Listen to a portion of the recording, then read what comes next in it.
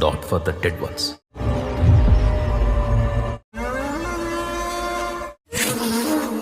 మీకు తెలియని ఆత్మలే లేవంటారా? లేవనే చెప్తున్నాను కదా. ఓపిక పడితే దీనికి పట్టిన ఆత్మ వదిలిపోతుంది. నుదురు కాలిపోతుంది, వదలరా. కళ్ళు మూసుకున్నంత మాత్రాన.